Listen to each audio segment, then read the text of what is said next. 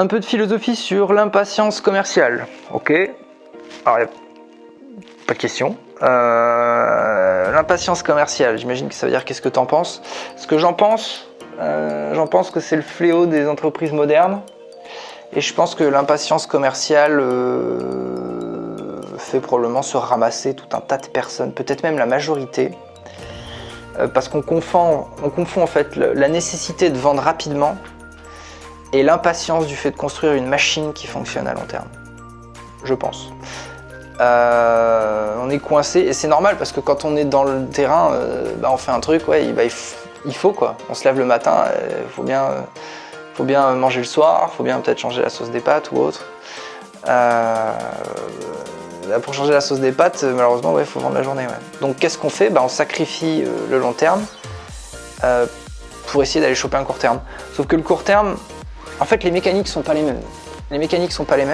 C'est ce qui fait que quand tu vas raisonner à long terme, tu vas raisonner avec des outils qui sont différents, tu vas les voir différemment.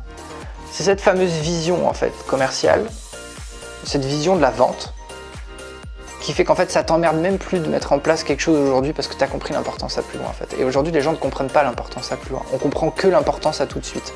Si j'ai pas fait un truc qui paye dès ce soir, je le fais pas en fait. Et ça pose problème, ouais. Ça pose problème. Ouais. Parce qu'en plus, la connerie en fait dans tout ça, c'est de se dire, soit je raisonne à court terme, je fais un truc maintenant, je récupère ce soir, et long terme, ça c'est pour les gens qui font de la philosophie. Soit, je pense à long terme et du coup je fais rien aujourd'hui. Elle est la connerie.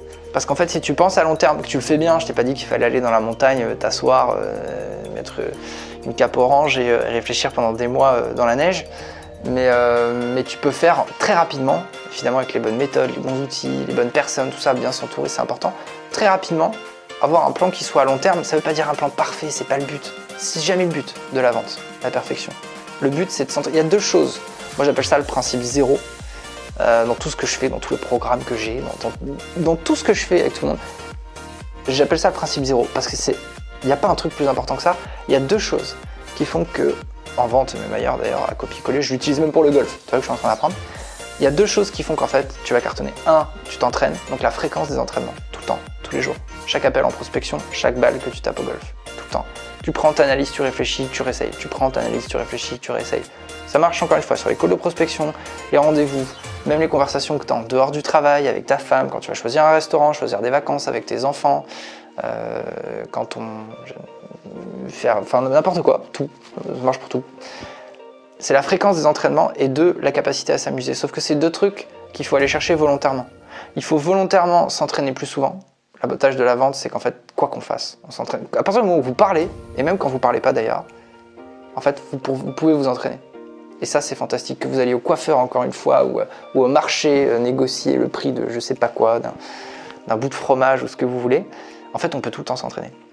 Le truc, c'est que les gens le font pas parce que ça demande des efforts. Ce qui demande des efforts, par définition, on ne peut pas le faire. Parce que voilà, comme quand vous rentrez chez vous le soir, je mets Netflix, j'ai un bouton, je regarde une série. Qui c'est qui va rentrer et se dire, ok, je prends 15 minutes, ça m'emmerde un peu, mais je prends 15 minutes et je vais essayer de revoir un peu 2-3 principes de vente que j'avais récupérés de certaines vidéos que j'avais écoutées et voir comment je pourrais m'améliorer. C'est chiant parce que ça demande des efforts. Et ça, on le fait pas. Et ça, si on le fait, on en revient à ce principe zéro en vente qui change tout. 1, la fréquence des entraînements, donc l'entraînement. 2, la capacité à s'amuser. Et la capacité à s'amuser, encore une fois, et moi c'est un des combats de ma vie, c'est que la vente en fait c'est du jeu. La vente est faite pour jouer. Il y a des domaines dans lesquels il faut quand même essayer de se forcer de jouer, même si c'est chiant pour apprendre, mais la vente en fait c'est clairement fait pour ça. Tout est fait en vente pour qu'on s'amuse. Et en fait elle est là, la clé c'est pas de se battre contre cette idée ou d'aller chercher ailleurs un truc qui facilite la chose. La clé c'est de le rendre amusant. C'est pas de le contourner pour arrêter de s'emmerder en fait. Et ça c'est deux schémas en fait qui n'ont rien à voir.